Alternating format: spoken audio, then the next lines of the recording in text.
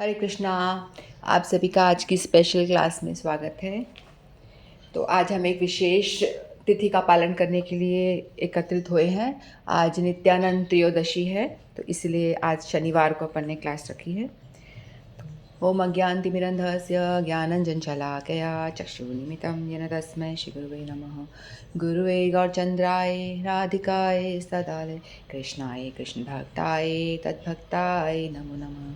नमो विष्णुपादाय राधिकाय प्रियात्मने श्रीमद्भक्तिवेदान्त नारायणीति नामिने श्रीकृष्णलीला कथनी सुदाक्षम् औदार्यमाद्रिगुणचित्तं वरं वरेण्यं पुरुषं वहन्तं नारायणं तं ससा नमामि।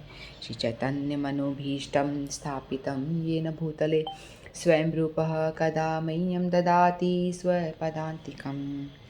आजानुलम्बितभुजो कनकावदातो सङ्कीर्तनकपित्रो कमलायताक्षो विशम्भरो द्विजवरो युधरं पालो वन्दे जगत्प्रियकरो करुणावतारो। नमो महावदन्याय कृष्णप्रेमप्रदायते कृष्णाय कृष्णचैतन्यनाम्ने गौरद्विषे नमः। हे कृष्ण करुणा सिन्धो दीनबन्धो जगत्पते गोपेश गोपिका कान्त श्रीराधाकान्त नमस्तुते। तत्काञ्चन गौराङ्गी राधे वृन्दावनेश्वरी वृषभानुसुतदेवी प्रणमामि हरिप्रिये। नीलाचलनिवासाय नित्याय परमात्मने बलभद्र सुभद्राभ्यां जगन्नाथाय ते नमः। नित्यानन्दमस्तुभ्यं प्रेमानन्दप्रदायिने कलौ कल्मषनाशाय जानवापतये नमः। सङ्कर्षणकारणतोयशायी गर्भोदशायी च पियोपदिशायी शेषस्य यस्याङ्कलः स नित्यानन्दास्य रामः शरणं मामस्तु। श्री कृष्ण चैतन्य प्रभु नित्यानंद अद्वैत गदाधर शिवासादि गौर भक्तवृंद। हरे कृष्ण कृष्ण कृष्ण हरे हरे हरे राम राम राम हरे हरे। हरे कृष्ण कृष्ण कृष्ण हरे हरे हरे राम राम राम हरे हरे। जय जय श्री राधे। तो नित्यानंद जी का जो हमने प्रणाम मंत्र पढ़ा, जो मैंने बोला अभी, इसका अर्थ ये है: संकर्षण कारणोदशाई विष्णु, गर्भोदकशाई विष्णु, शिरोदकशाई विष्णु और शेष जिनके अंश और कला हैं, उन नित्यानंद राम की मैं शरण ग्रहण करता हूँ। और दूसरा, नित्यानंद नमस्तुभ्याम प्रेमानंद प्रदायिने कलो कल्मषनाशाय जानवा पतये नमः। मैं जानवापति श्री नित्यानंद प्रभु को प्रणाम करता हूँ, जो प्रेमानंद प्रदान करने वाले हैं तथा कली के कल्मश का विनाश करने वाले हैं। तो सबसे पहले तो हम नित्यानंद प्रभु का एक कीर्तन गाते, उससे स्टार्ट करेंगे कक्षा का।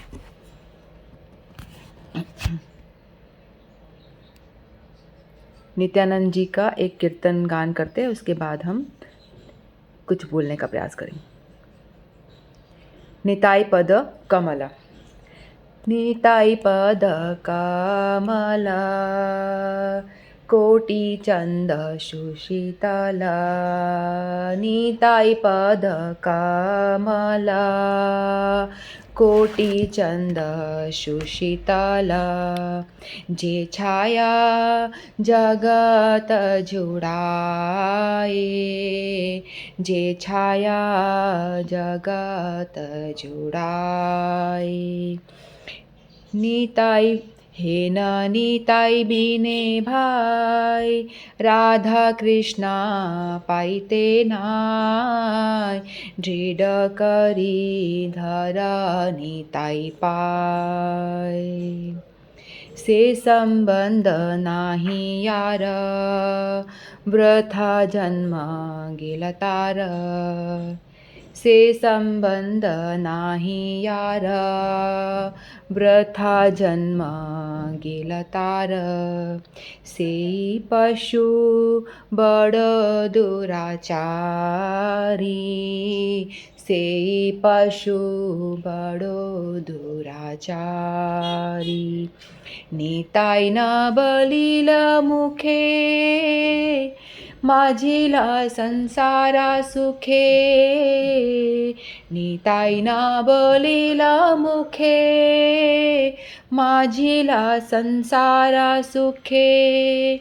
विद्याकुले किकारी भेतार विद्याकुले किकारी भेतार। अहंकारे मत हैया निताय पद पासरिया अस तेरे सत्य करी मानी। अहंकारे मत हैया निताय पद पासरिया अस तेरे सत्य करी मानी। नितायेर करुणा हबे भदे राजा कृष्ण पावे। नितायेर करुणा हबे ब्रजे राधा कृष्ण पावे। धरा निताय चरण दुखानी। निताये चरण सत्या ताहार सेवक नित्या। निताये चरण सत्या ताहार सेवक नित्या। निताय पद सदा कर आश।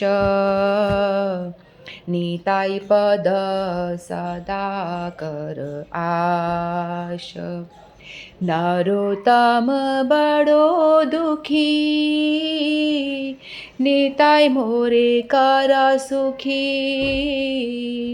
नरोत्तम बड़ो दुखी निताय में मोरे कर सुखी।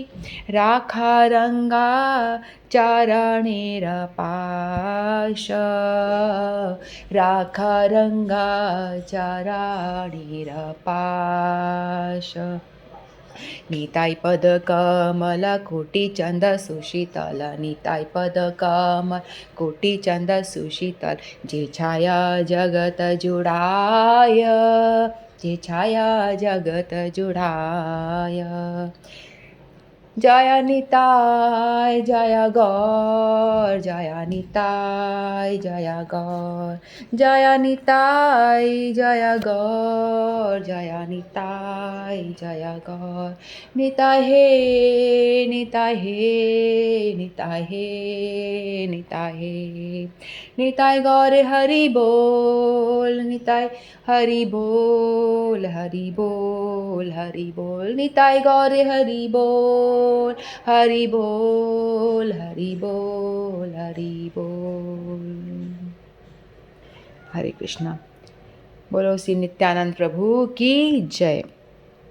तो ये जो मैंने कीर्तन गाया उसका अर्थ थोड़ा थोड़ा बता देती हूँ मैं। निताय पद कमल कोटि चंद्र सुशीतल जे ये छाया जगत जुड़ाए।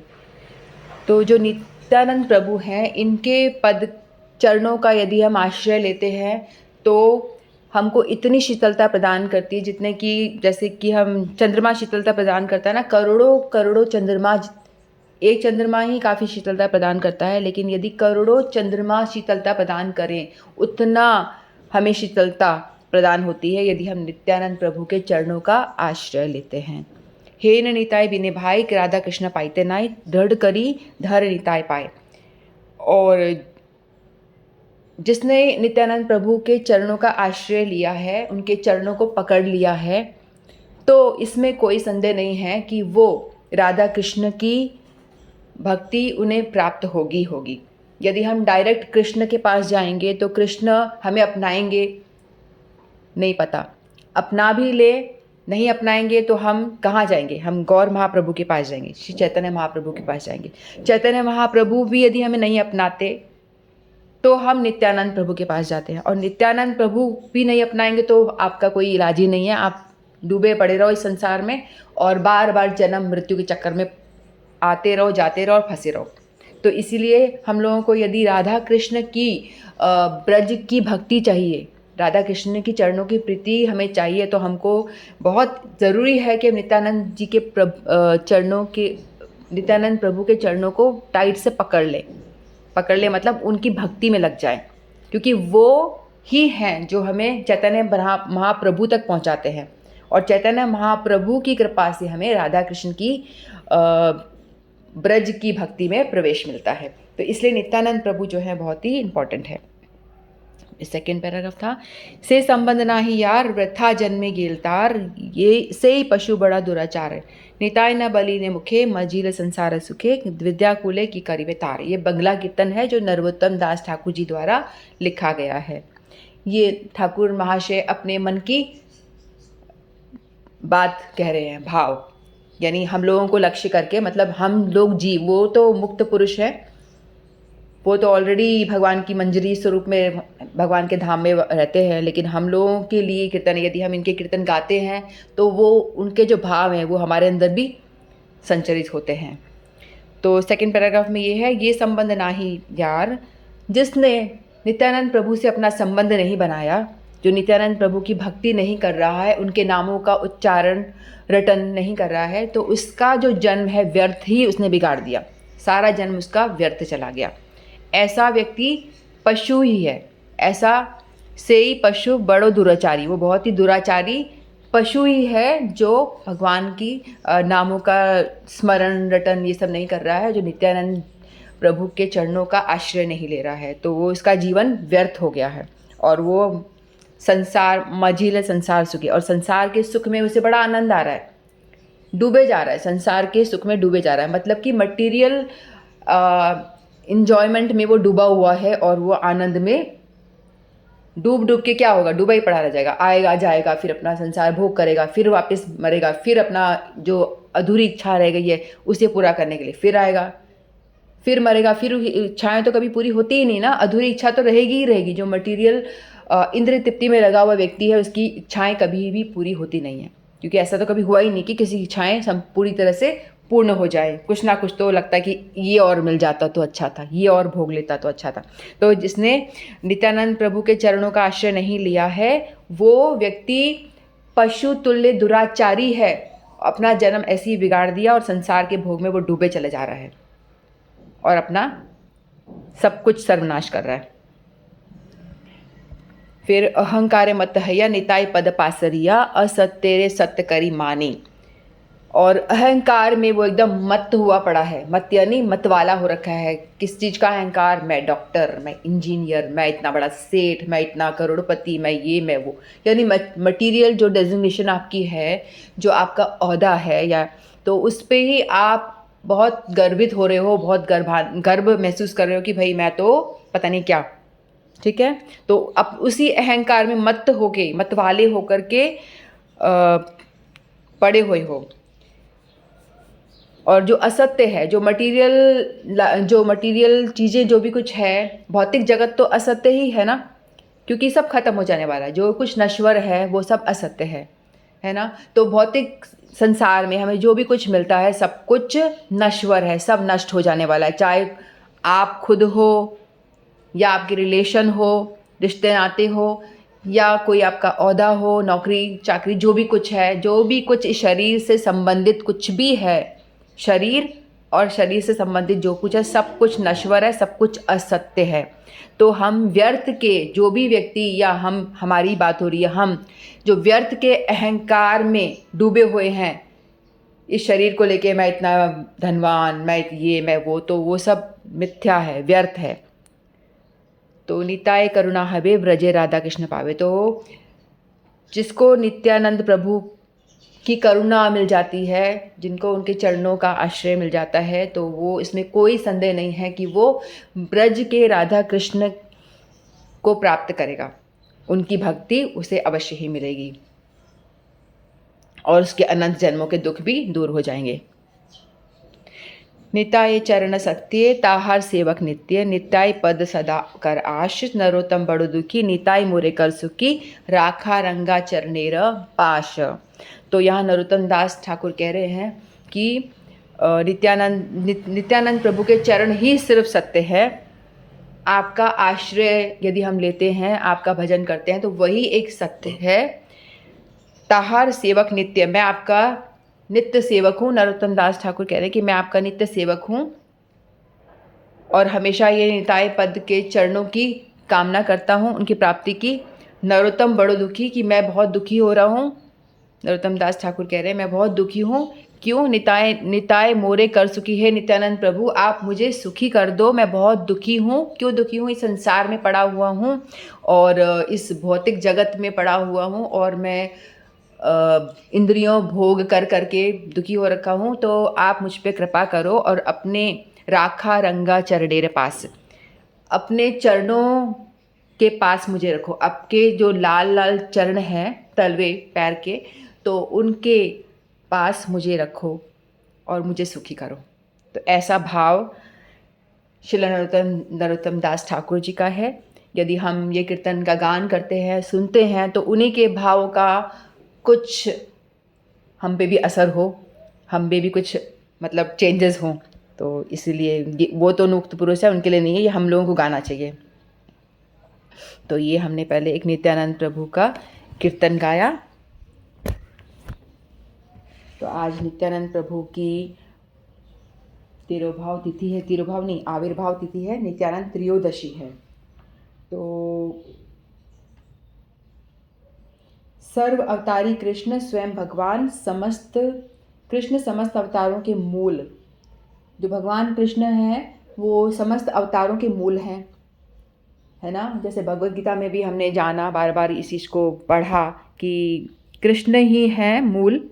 बाकी कृष्ण के लेफ्ट साइड से राधा रानी प्रकट होती है और राइट साइड से बलदेव प्रभु प्रकट होते हैं। जो बलदेव जी हैं वही कौन है? नित्यानंद प्रभु हैं।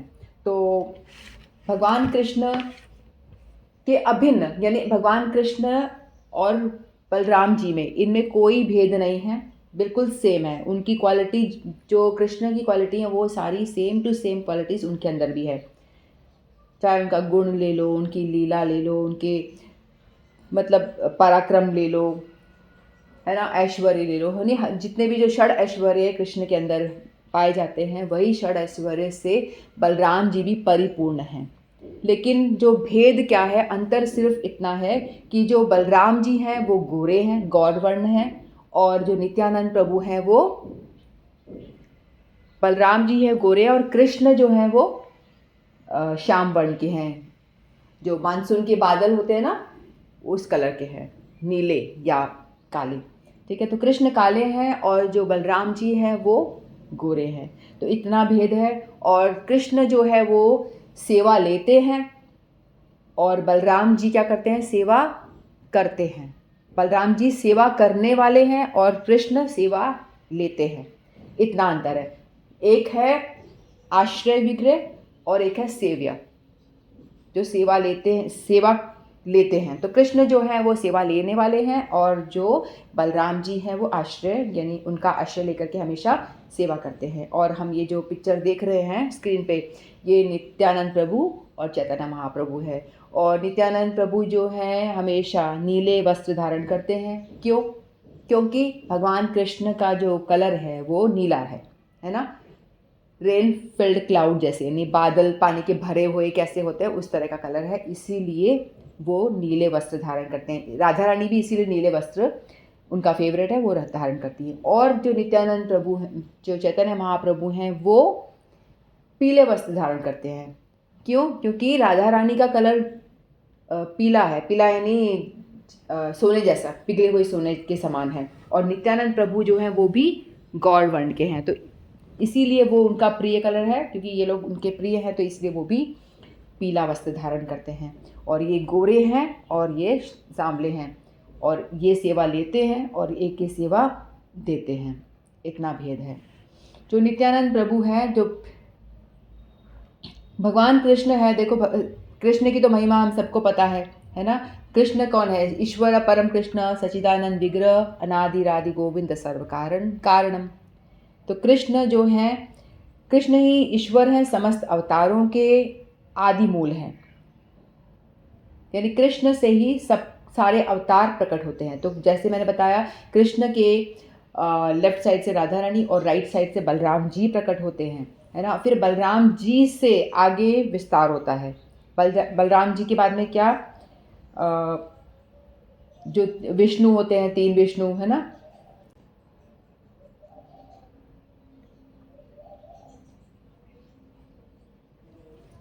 गर्भोदकशाही विष्णु, क्षीरोदकशाही विष्णु, और उसके बाद में अंश, शेष, है ना। तो ये सारे जो विष्णु हैं, ये सभी के सब क्या होता है, भगवान से ही प्रकट होते हैं। लेकिन भगवान खुद तो कुछ करते नहीं है, वो लीला में अपना मगन रहते हैं, लीला का आस्वादन करते रहते हैं। लेकिन वो इच्छा करते हैं कि सृष्टि हो, तो सिर्फ बलराम जी के माध्यम से क्या होता है कि वो सृष्टि का विस्तार करते हैं। बलराम जी के अंश अंश अंश अंश करते करते इस तरह से सृष्टि जो है वो आगे बढ़ती है।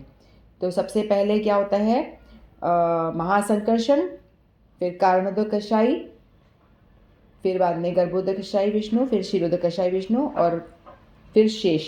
जो शेष नाग जो हम कहते हैं ना, वो जिसके ऊपर की ब्रह्मांड टिका हुआ है, पूरा ब्रह्मांड, वो किस तरह से लगता है। शेष नाग जो है बलराम जी का एक अंश ही है, बलराम जी का सिर्फ एक अंश मात्र ही है। और वो इस तरह प्रतीत होता है जैसे कि शेष नाग के ऊपर पृथ्वी को रखा हुआ है, पृथ्वी ने ब्रह्मांड को रखा हुआ है शेष नाग ने। जैसे कि हम अपने अपने हाथ में राई का दाना लें, उतना उतना प्रतीत होता है। तो बलराम जी और कृष्ण और बलराम साथ साथ रहते हैं हमेशा। तो जब राम जी आए त्रेता युग में, तब कृष्ण के साथ बलराम जी आए, और बाद में जब और नित्यानंद और चैतन्य महाप्रभु ये कलयुग में आए। ठीक है, तो ये हमेशा साथ साथ ही रहते हैं, हमेशा ये लोग। हाँ, ये इस तरह से शेषनाग के ऊपर ये पृथ्वी को धारण किया हुआ है इन्होंने, और ये बलराम जी का सिर्फ अंश ही है ये शेषनाग। तो बलराम जी का तो विस्तार कितना है, बलराम जी से ही सारी सृष्टि प्रकट हो रही, जितनी भी सृष्टि में हम जो भी कुछ देखते हैं सब बलराम जी ही उनके मूल हैं। तो बलराम जी मूल संकर्षण है, मूल है, कारण है, जिनसे पूरी सृष्टि आगे आगे बढ़ी है। तो इस तरह से राम अवतार में भी लक्ष्मण बन के आते हैं वो, और कलयुग में नित्यानंद प्रभु बन के आते हैं। और हमेशा उनका क्या भाव रहता है, हमेशा वो भगवान की सेवा में लगे रहते हैं। उनका भाव होता है भगवान की हमेशा सेवा करना। तो वो सेवा करने के लिए भगवान के लिए कुछ भी करते हैं वो। ठीक है, तो बलदेव प्रभु ही हैं जो क्या करते हैं, भगवान की सेवा करने के लिए, भगवान को प्रसन्न करने के लिए वो सब कुछ बन जाते हैं। सब कुछ जैसे वो धाम बन जाते हैं, फिर शैया बन जाते हैं, आसन, छत्र, पादुका, इवन यमुना महारानी का पुलीन, यमुना किनारा, मतलब जो भी कुछ लीला करने के लिए भगवान कृष्ण को ज़रूरत पड़ती है, तो बलदेव जी अपने आप को एक्सपैंड कर देते हैं और सब कुछ वही बन जाते हैं। ठीक है, वो बस ये देखते हैं कि कृष्ण की क्या इच्छा है, वो कृष्ण क्या चाहते हैं, तो जैसे ही वो चाहते हैं तुरंत वो उसको पूर्ण कर देते हैं, एक्टिवेट कर देते हैं। तो कई दफ़ा क्या होता है, भगवान कृष्ण लीला करते हैं तो असुर उनके पीछे पीछे भाग रहे होते हैं, असुर पीछे पीछे दौड़ रहे हैं, और बलराम जी देखते हैं कि ये पकड़ने ही वाले हैं, अभी असुर इनको एक हाथ करेंगे और पकड़ लेंगे। तो वो क्या करते हैं, उनको धाम स्वरूप, बलराम जी खुद ही धाम स्वरूप बने हुए हैं ना, तो वो धाम को एक्सपैंड कर देते हैं, बड़ा कर देते हैं एकदम। यानी वो जो एक कदम की दूरी थी वो इतनी दूर हो जाती है, धाम बड़ा हो जाता है, तो वो असुर जो है भाग रहा है, लेकिन वो कृष्ण को पकड़ ही नहीं पाता है। तो इस तरह से भगवान की इच्छा जान करके भगवान की सेवा में लगे रहते हैं वो। और कभी कभी उनको घर जाना होता है कि मैया से मिलना है, यशोदा मैया से, गौवे चराने गए हुए हैं, उनको फटाफट घर पहुंचना है और रास्ता बड़ा लंबा है, तो वो क्या करते हैं, धाम को संकुचित कर देते हैं, छोटा कर देते हैं, ताकि कृष्ण 2 कदम चल के फटाफट अपने घर पहुंच जाए, नंद महल पहुंच जाए। तो इस तरह से धाम जो है ना, वो कभी एक्सपैंड होता है, कभी कॉन्ट्रास्ट होता रहता है, मतलब छोटा बड़ा होता रहता है, क्योंकि वो चिन्मय है। ऐसे ही नवदीप धाम भी है, ऐसे ही वृंदावन भी है, जगन्नाथपुरी धाम भी ऐसे ही है। तो सभी जो धाम है वो बलराम स्वरूप ही हैं, बलराम जी ही बने होते हैं। और जो कृष्ण जो भी धारण करते हैं, मालाएं और पादुका, चप्पल वगैरह, जो भी कुछ कृष्ण धारण करते हैं, अस्त्र शस्त्र वस्त्र पीताम्बर, तो हर चीज़ जो है बलराम जी स्वयं बने होते हैं भगवान कृष्ण को प्रसन्न करने के लिए। उनकी सेवा में हमेशा हाजिर रहते हैं, हर समय उनकी सेवा करने के लिए तत्पर रहते हैं वो हमेशा। और हमने देखा कि भक्त का जो एक भाव होता है ना, एक ही भाव में वो सेवा करता है, भगवान की पूजा आराधना करता है। या जैसे कि शांत भाव, शांत, सख्य, वात्सल्य, मधुर, है ना। शांत, दास्य, सख्य, वात्सल्य और माधुरी, ये 5 भाव होते हैं। शांत भाव जो बलराम जी हैं, हर एक भाव में भगवान की सेवा करते हैं। वैसे देखा जाता है कि कोई भक्त होता है वो किसी एक भाव में ही भगवान की पूजा करता है। या सखा मानता है तो दोस्त के भाव में ही पूजा करेगा, या माधुर्य भाव में प्रेमी मानेगा तो प्रेमी ही मानेगा, या उनको वात्सल्य भाव तो लाला मानेंगे तो छोटा बालक के रूप में ही पूजा होगी। तो एक ही भाव में जो भक्त होता है पूजा करता है भगवान की आराधना। लेकिन बलराम जी ऐसे हैं, वो हर भाव में भगवान की सेवा में लगे रहते हैं। शांत भाव में तो धाम बन जाते हैं वो, ये जो मैंने बताया। शांत भाव में वो क्या जैसे सैया बन गए भगवान का, सोने का आसन, आसन बैठने का, छत्र जो पर छतरी लगती है, पादुका, ये सब शांत भाव है। हालांकि ये भी शांत नहीं है क्योंकि धाम भी बड़ा छोटा हो रहा है, फिर भी दिखता शांति है। तो शांत भाव में वो ये सब बन के शांत भाव में सेवा करते हैं। फिर उसके बाद में दास्य भाव में उनकी सेवा में लगे रहते हैं हमेशा। उनको जो चाहिए फटाफट हाजिर करते हैं हर चीज़, है ना। तो दास्य भाव भी आ गया। फिर उसके बाद में सख्य भाव, और सखा के फॉर्म में भी वो हमेशा उनके साथ में मजाक मस्ती करते रहते हैं, उनके ऊपर जोक बनाते हैं, उनके साथ उनके घोड़ा बन जाते हैं, उनके ऊपर कभी खुद चढ़ जाते हैं, मतलब खेलते हैं, आनंद करते हैं, हास परिहास करते रहते हैं। तो साख्य भाव में भी उनकी सेवा करते हैं। फिर बाद में वात्सल्य भाव में भी उनकी सेवा करते हैं। वो वात्सल्य भाव में कैसे, कभी मैया उनकी पिटाई लगाने को आती है तो बोलते हैं अरे नहीं नहीं मत मारो इसको, इसने कुछ नहीं करा, उनको प्रोटेक्ट करते हैं। और कभी उनको खिलाते हैं, कभी उनको सुलाते हैं अपने गोद में, जैसे माँ करती है उस तरह से वात्सल्य भाव में भी वो बलराम जी कृष्ण का ध्यान रखते हैं, उनकी सेवा करते हैं। और माधुर्य भाव में भी वो भगवान का ध्यान रखते हैं।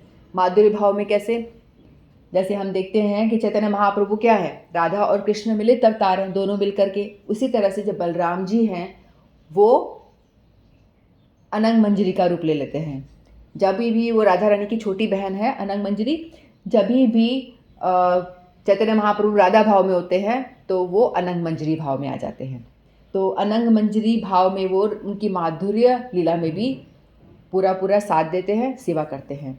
तो बलराम जी ऐसे हैं जो पूरे के पूरे 5 भाव में भगवान की सेवा में तत्पर रहते हैं। तो हमेशा वो उनके साथ साथ रहते हैं, जो भी उनकी आवश्यकता है उसको पूर्ण करते हैं। तो बलराम जी का जो जन्म हुआ था वो कहाँ हुआ था, एक चक्रा गांव में। एक चक्रा गांव में हड़ाई पंडित और श्री पद्मा देवी उनके माता पिता का नाम है, उनके वहाँ उनका जन्म हुआ था। तो एक चक्रा गांव का नाम एक चक्रा क्यों पड़ता है, तो महाभारत में हमने देखा ना, जब महाभारत का युद्ध होता है, भीष्म पितामह को जब अर्जुन जो है उनको हरा नहीं पा रहा होता है, तो उस टाइम पे जब अर्जुन उनको हरा नहीं पाते हैं तो कृष्ण जो कहते हैं कि चक्र उठा लेते हैं, है ना, रथ का पहिया उठाते हैं और उनको मारने के लिए दौड़ते हैं उनकी तरफ में। तो उस टाइम पे जो चक्र वो फेंकते हैं, है ना, फिर अर्जुन उनको मना करते हैं कि भाई आपने तो वादा किया था कि आप अस्त्र नहीं उठाओगे, अस्त्र शस्त्र नहीं उठाओगे, तो आपने क्यों उठा लिया। तो बोलते कि तू नहीं मार रहा है अर्जुन को, कि तू मार ही नहीं रहा है तो मुझे तो कुछ करना पड़ेगा, नहीं तो ये तुझे मार डालेगा। तो उन्होंने क्या करा, चक्र वहाँ से उठाया था, उठा के जोर की फेंका था, तो ये जो चक्र आकर के एक चक्रा गांव में गिरा था, तो इसीलिए इसका नाम हो गया एक चक्रा गांव। तो यहाँ पे उनका जन्म हुआ था। यहाँ पे बहुत अच्छा सुंदर स्थान है, नवदीप धाम से काफ़ी दूरी पर है, 4-5 घंटे का रास्ता होता है। वहाँ पे दर्शन के लिए जाते हैं हम लोग। तो हड़ाई पंडित पिताजी का नाम था, पद्मा देवी उनके माता का नाम था। और ये कहाँ पे है, राढ़ देश में, राढ़ देश में यानी जो डिस्ट्रिक्ट होता है ना, वो राढ़ देश ऐसे कहते हैं। तो वहाँ एक चक्रा गांव में, तो उधर उनका जन्म हुआ था। और ये नवदीप धाम में है, ठीक है, नवदीप धाम जहाँ की चैतन्य महाप्रभु का जन्म भी हुआ था। और जो नित्यानंद प्रभु और जो इनका जो जन्म हुआ है, कहते हैं कि बहुत ही औदार्य भाव इन्होंने प्रस्तुत किया। औदार्य भाव का मतलब क्या होता है? बहुत ही लोगों पे दया दिखाई, कृपा दिखाई, है ना। देखो कृष्ण और जब बलराम आते हैं तो बलराम जी होते हैं कृष्ण, और राम और लक्ष्मण। राम जब लक्ष्मण जी आते हैं, बलराम जी लक्ष्मण बनकर आते हैं, तो उस टाइम पे क्या होता है? उस टाइम पे वो हमेशा क्रोध करते रहते हैं। हमने देखा ना कि सुपर्णखा आई तो उसकी नाक काट दिया, और जहाँ भी हम कुछ होता है तो फटाफट उनके गुस्सा बहुत जल्दी आ जाता है, गुस्सेल हो जाते हैं बहुत जल्दी से, है ना। तो उस टाइम पे वो उनका जो एक ऐसा पर्सनालिटी जो थी वो गुस्से वाली थी, गुस्सा करते थे वो। और बलराम जी भी गुस्से में आते थे जब जब उन्होंने त्रेता में लीला की, राम और कृष्ण, राम लक्ष्मण, कृष्ण बलराम द्वापर में आए और कलयुग में आए नित्यानंद प्रभु, और ये तीनों युग में एक एक बार वो आए, ठीक है। जब वो बलराम बन के आते तभी भी वो गुस्सा करते हैं, है ना, क्रोधित हो जाते हैं। कई सारे ऐसे इंसिडेंट हैं जब बलराम जी गुस्सा करने लग जाते हैं, लेकिन इस फॉर्म में जब वो आते हैं तो इसमें उन्होंने बिल्कुल भी क्रोध नहीं करा और किसी को भी मारा नहीं, किसी भी असुर को। इन दोनों अवतार जब ये लेकर आए हैं, चैतन्य महाप्रभु और नित्यानंद प्रभु, इन दोनों ने कभी भी किसी असुर को मारा नहीं, लेकिन उन सबको क्या करा है? तारा है। तारा कैसे है? क्योंकि असुर जो होता है हर किसी के अंदर बैठा होता है ना, हर किसी के अंदर असुर बैठा होता है। चलो पहले कथा, इनकी एक लीला सुनते हैं। तो जगाई मधाई नाम के दो बड़े ही दुष्ट थे, लेकिन वो ब्राह्मण कुल में उनका जन्म हुआ था। पहले ब्राह्मण थे, लेकिन ऐसी संगत पड़ गई थी कि ऐसे अपनी संग का कारण उनका जो व्यवहार था एकदम ही गलत हो गया था। यानी कोई भी ऐसा काम नहीं था जो उन्होंने नहीं किया था। वो ब्राह्मणों के बच्चे उठाते थे, छोटे छोटे बच्चे उठा करके पानी में डुबो देते थे, ब्राह्मणों के घर में आग लगा देते थे और सबको परेशान करते थे, स्त्रियों के साथ बुरा बर्ताव करते थे। यानी कोई भी ऐसा काम नहीं है गलत जो वो नहीं करते थे। मदिरा पान करना, तो सभी गलत गलत काम करते थे। जगाई मधाई जो थे मतलब अल्ले दर्जे के बदमाश। तो हरिदास ठाकुर जो थे वो उनके नित्यानंद प्रभु के बड़े अच्छे दोस्त थे, दोनों अच्छी फ्रेंडशिप थी। तो दोनों जने मिलकर के हमेशा चैतन्य महाप्रभु के नाम का प्रचार प्रसार किया करते थे, ठीक है। तो एक दफ़ा क्या हुआ, इन्होंने सुना कि जगाई मधाई नाम के दो व्यक्ति हैं जो बहुत ही दुराचारी हैं, बहुत ही गलत गलत काम करते हैं, तो इनको उद्धार करने के लिए कुछ करना चाहिए। तो नित्यानंद प्रभु ने कहा चलो हम इनके पास जाते हैं। तो हरिदास ठाकुर जो थे बहुत ही सीधे साधे व्यक्ति थे, और वो हमेशा चुप करके बैठ के अपना एक कोने में नाम जप करते रहते थे, 3 लाख नाम रोज करते थे। तो वो बड़े सीधे से थे। लेकिन नित्यानंद प्रभु ने कहा चलो वहाँ चलते हैं उनका उद्धार करने। तो इन्होंने बोला अरे भाई उससे क्यों जा रहे हो वहाँ पे, तुम कहीं अच्छे इंसान के पास जाओ ना जो आपकी बात मान ले, सभ्य व्यक्ति के पास चलो, और भी बहुत बड़ा गांव है, वहाँ जाके अपन प्रचार कर सकते हैं। तो उन्होंने बोला कि देखो अच्छों को जाके समझाने में कोई बड़ी बात नहीं है। जो बच्चा ऑलरेडी इंटेलिजेंट है उसको पढ़ाओगे तो वो फटाफट सब समझ जाएगा, है ना। इंटेलिजेंट बच्चे को पढ़ाओगे तो सब फटाफट समझ जाएगा, उसको पढ़ाना क्या पढ़ाना हुआ। एक डफर बच्चा है जो नहीं समझ पा रहा है, उसके दिमाग में यदि आप बात डाल पाओ तो आप अच्छी टीचर हो, है कि नहीं बात सही।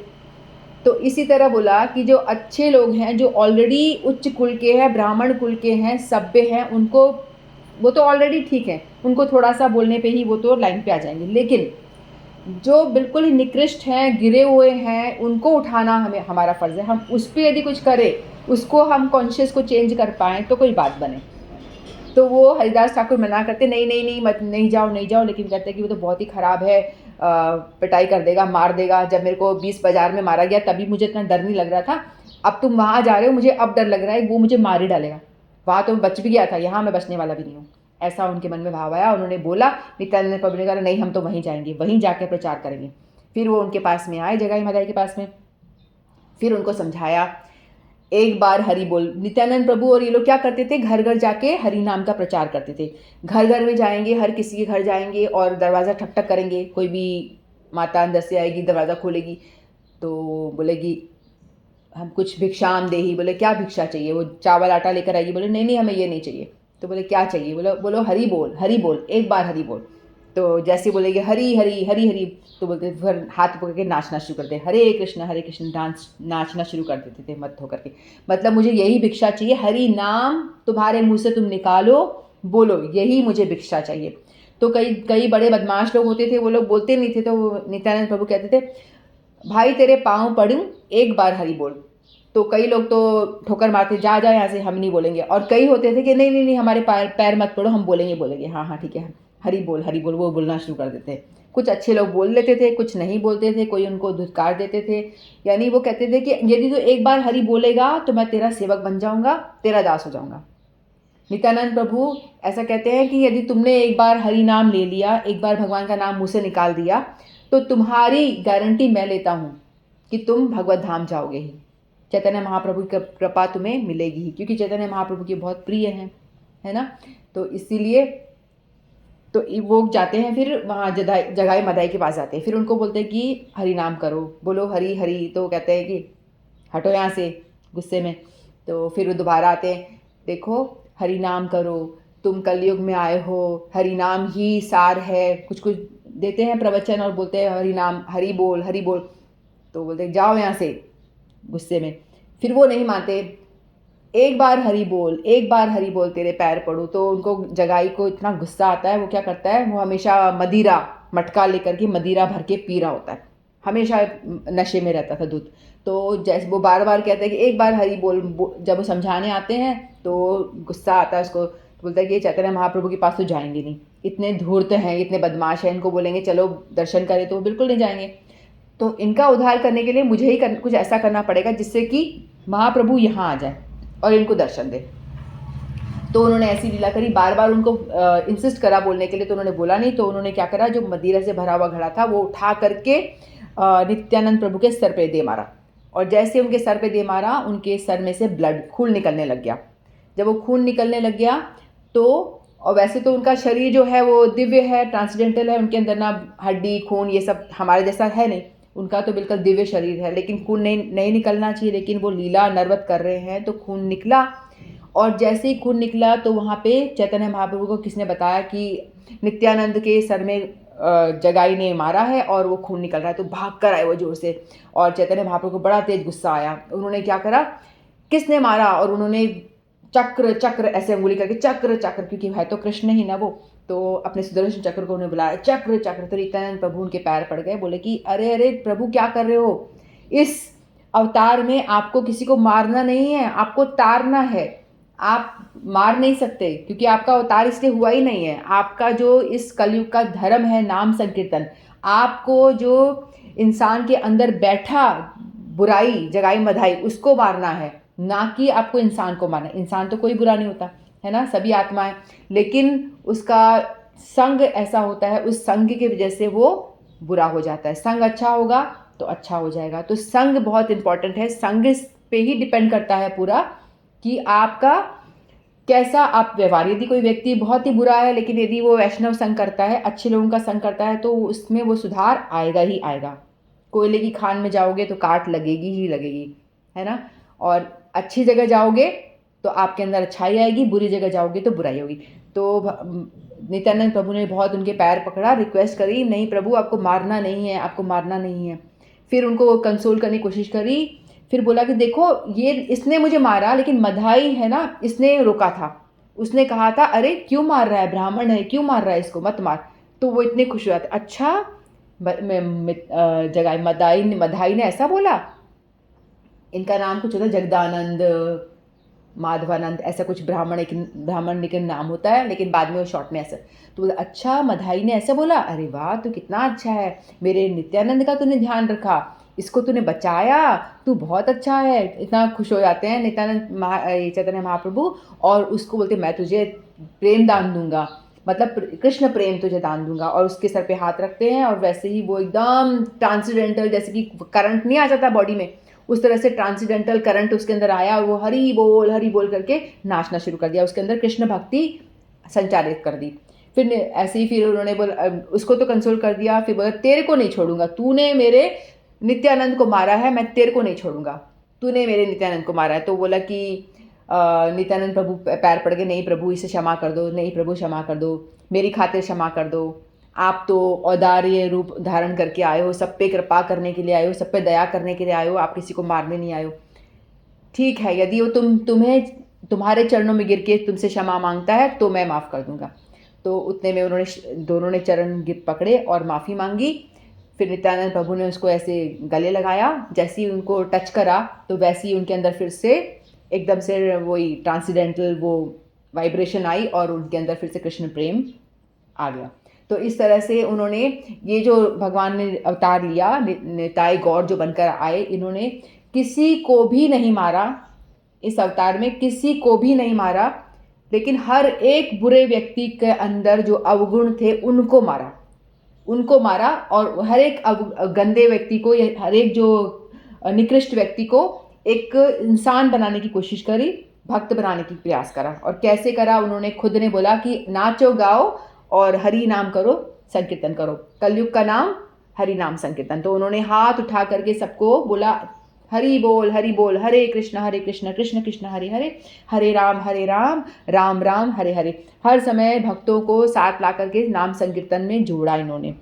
तो इस तरह से उन्होंने जगाई मधाई का उद्धार करा। और जगाई मधाई जो हैं, यही फिर इनको सेवा दी गई। मतलब ये इतने उच्च कोटि के, इतने ज़्यादा वो निकृष्ट और ख़राब, मतलब गलत काम करते थे, इनको भी भगवान ने प्रेम दान, कृष्ण प्रेम का दान दिया और एक भक्त बना दिया। फिर उनको सेवा दी कि आप गंगा तट पे जो भी साधु वैष्णव स्नान करने के लिए आएगा, उनकी हेल्प करना। उनको यदि कोई वृद्ध है तो उनको पकड़ के लेके जाना, उनको लेकर के आना, उनके कपड़े उनको पकड़ा देना, उनकी सेवा, हर संभव सेवा करना, उनकी हेल्प करना। तो इस तरह से वो क्या हो गए, हमेशा भगवान की सेवा में भगवान के प्रेम दान देने के बाद में वो हमेशा वैष्णवों की सेवा में लग जाते हैं। इस तरह से उनको भगवान ने उद्धार किया और उन लोगों को भी बड़ा ही वंदनीय बना दिया।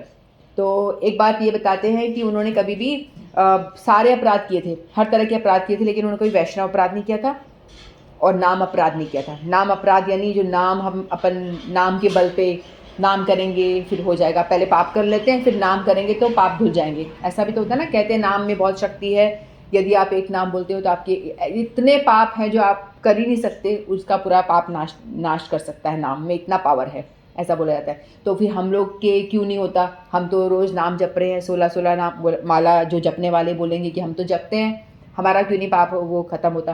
क्योंकि हम अपराध करते हैं, नाम अपराध कर देते हैं, नाम के बल पे कुछ पाप कर देते हैं कि नाम कर लेंगे तो हो जाएगा ठीक, और हम वैष्णव अपराध करते हैं बार बार। इसीलिए हम लोग बार बार, हमारा ग्रोथ नहीं हो रहा, भक्ति में ऐसा ग्रोथ नहीं होता है, तो वैष्णव अपराध के कारण नहीं होता है। क्योंकि हम बार बार किसी वैष्णव को देख के कुछ ना कुछ, ये कैसा है, ये वैसा है, ये होता है ना, ये ऐसा बोल रहा है, ये पता नहीं ढोंग कर रहा है, कुछ भी बोलते रहते हैं। तो ये वैष्णव अपराध के कारण हमारी भक्ति में प्रोग्रेस जो होती है वो रुक जाती है। तो इसीलिए जो जगाई मधाई को भगवान ने, चैतन्य महाप्रभु ने माफ़ किया, क्योंकि उन्होंने कभी वैष्णव अपराध नहीं किया था, क्योंकि वैष्णवों के पास कभी गए ही नहीं, और नाम अपराध भी नहीं किया क्योंकि नाम कभी उन्होंने किया ही नहीं। नाम अपराध तो तब होगा ना जब नाम आप बोलोगे, तो उनको इस बारे में पता ही नहीं था, इसलिए ये 2 अपराध से बचे रहे, बाकी सब अपराध किए। तो इसलिए उनको भगवान ने क्या करा, क्षमा कर दिया और उनको प्रेम दान दिया। तो भगवान ने ऐसा प्रेम दान दिया जिससे कि क्या हुआ कि जो इतना अत्याचारी दुराचारी व्यक्ति था उसको भी संत बना दिया।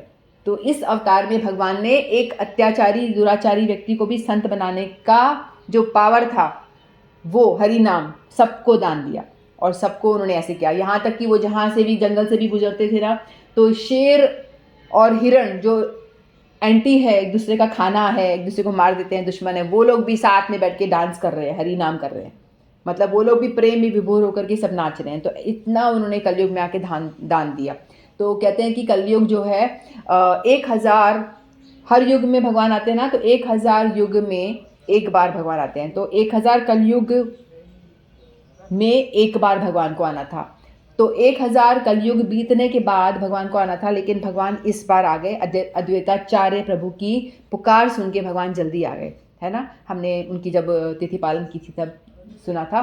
तो इसीलिए ये अभी सिर्फ भगवान को आए 500 वर्ष, 5000 वर्ष, 5000 तो कृष्ण को हुए हैं, 500 वर्ष ही पूर्ण हुए हैं, इतना ही टाइम हुआ है। तो ये बहुत ही हमारे पास में कलयुग में अभी भी आए। मतलब ये जो कलयुग है, इसमें भगवान ने साक्षात अवतार लिया है, और ये इसीलिए कहा जाता है धन्य कलयुग, इसको धन्य कलयुग कहा जाता है। और इसीलिए हरिनाम का प्रचार वगैरह इस युग में ज़्यादा है ना। बाद में आगे जा कर के ऐसा सब नहीं होगा। यदि हम 1000 साल बाद में होते तो शायद इतना नहीं होता प्रभाव कुछ भी, और आगे जाके ख़त्म भी हो जाएगा। इसीलिए इस समय जो है बहुत अच्छा टाइम चल रहा है। किसी को यदि भगवत धाम जाने का प्लान है किसी का कि हम नहीं रहना चाहते इस संसार में, तो उसके लिए बहुत अच्छा टाइम है, क्योंकि इस समय हर जगह आपको नाम संकीर्तन होता हुआ और काफ़ी प्रचार प्रसार होता दिखेगा। आगे जब कलयुग जाएगा तब ऐसा बिल्कुल भी नहीं होगा, फिर सब खत्म हो जाएगा। इस समय जो है ना धर्म की स्थापना हो रही है उतना बाद में नहीं होगा। तो इस तरह से जगाई मधाई का उन्होंने उद्धार किया, उनको भी संत बना दिया और लोग उनके भी चरणों को प्रणाम करते थे। इस तरह से हम लोगों को भी चाहिए कि हमारे अंदर भी जो जगाई मधाई बैठा हुआ है, हम लोग बोलेंगे हम तो जगाई मधाई नहीं है, लेकिन सभी जगाई मधाई है। कोई बड़ा जगाई मधाई है, कोई छोटा है, कोई और छोटा है, लेकिन सब जगाई मधाई हैं। सबके अंदर जगाई मधाई बैठा हुआ है। अपराध जो है सबके अंदर बैठे हुए हैं। तो हमें भी नित्यानंद प्रभु से प्रार्थना करनी है, चैतन्य महाप्रभु से प्रार्थना करनी है कि हमारे अंदर जो बैठे हुए अवगुण हैं उनका नाश करें, है ना। और हमें भी नित्यानंद प्रभु अपनी कृपा दे करके चैतन्य महाप्रभु से मिलवाएं, और चैतन्य महाप्रभु की कृपा पा करके हम राधा कृष्ण की ब्रज की भक्ति में प्रवेश करें। अल्टीमेट डेस्टिनेशन जो अल्टीमेट हमारा है वो ये है राधा कृष्ण की ब्रज की भक्ति। ठीक है, तो इतना ही कहकर मैं वाणी को विराम देती हूँ। वांछाकल्पतरुभ्यश्च कृपा सिंधुभ्येव च पतितानां पावनेभ्यो वैष्णवेभ्यो नमो नमः। चैतन्य महाप्रभु की जय, नित्यानंद त्रयोदशी की जय, नित्य